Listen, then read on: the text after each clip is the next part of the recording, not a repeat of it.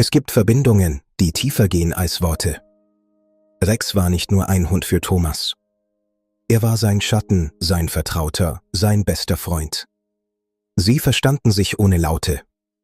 6 Jahre lang waren sie unzertrennlich, teilten jedes Frühstück, jeden Spaziergang und jede stille Stunde am Abend. Ihr Leben war ein perfekter Rhythmus aus Vertrauen und Zuneigung. Niemand konnte ahnen, wie zerbrechlich dieses Glück sein würde. Es geschah an einem späten Nachmittag im Oktober. Ein plötzliches, heftiges Gewitter zog über den Wald auf, wo sie oft spazieren gingen. Ein Donnerschlag, lauter als alles zuvor, ließ die Erde beben.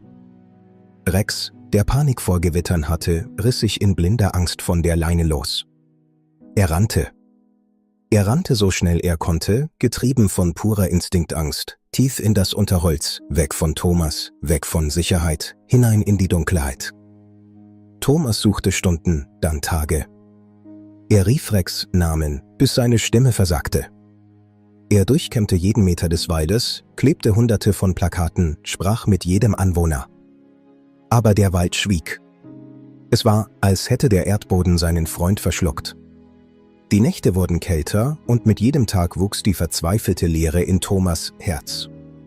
Die Ungewissheit war das Schlimmste, nicht zu wissen, ob Rex fror, ob er Hunger hatte oder ob er überhaupt noch am Leben war.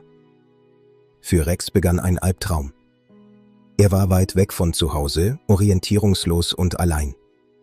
Der verwöhnte Haushund musste lernen, auf der Straße zu überleben. Er schlief unter Brücken, zitternd vor Kälte. Er suchte in Mülltonnen nach Essbarem.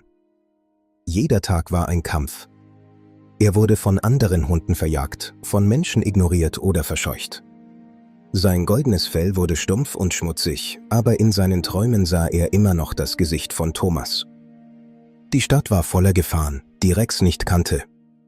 Autos rasten wie metallene Monster an ihm vorbei, ihre Lichter blendeten ihn. Einmal wäre er fast überfahren worden, das Quietschen der Reifen hallte noch lange in seinen Ohren nach. Der Lärm der Stadt war ohrenbetäubend für seine empfindlichen Ohren. Er lernte schnell, sich unsichtbar zu machen, sich in den Schatten zu bewegen, um nicht verletzt zu werden. Nicht alle Menschen waren grausam. Es gab Momente der Hoffnung. Eine alte Dame, die in einer Bäckerei arbeitete, sah den ausgehungerten Hund manchmal im Hinterhof. Sie stellte ihm heimlich Schalen mit Wasser und Brotresten hin. Rex war dankbar, aber sein Vertrauen war erschüttert. Er fraß hastig und verschwand wieder, bevor sie ihm zu nahe kommen konnte. Er hatte gelernt, dass Nähe auch Schmerz bedeuten konnte. Monate wurden zu Jahren. Der erste Winter war hart, fast hätte er ihn nicht überlebt.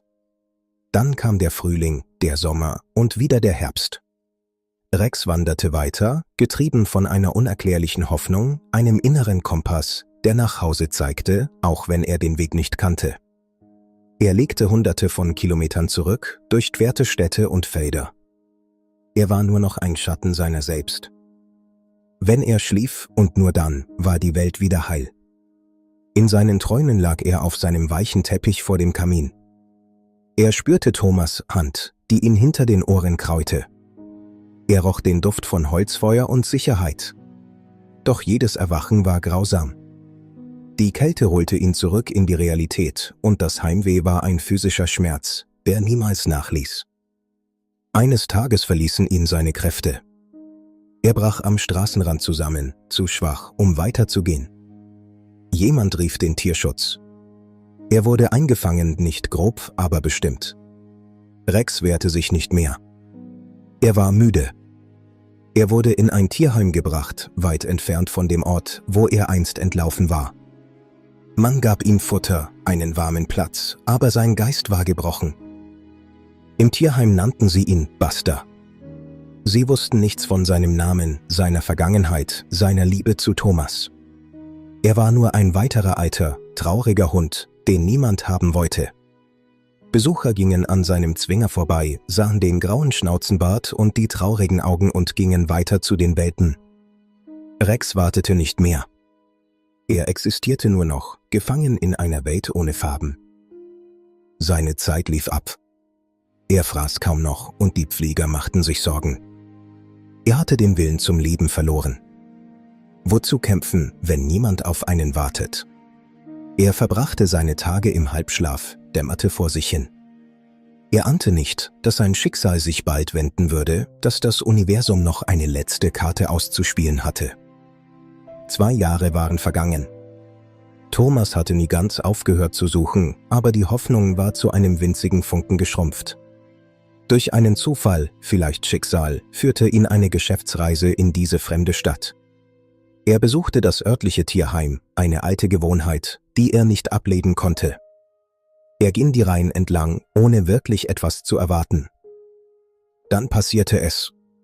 Er blieb vor dem letzten Zwinger stehen. Der Hund darin lag mit dem Rücken zu ihm.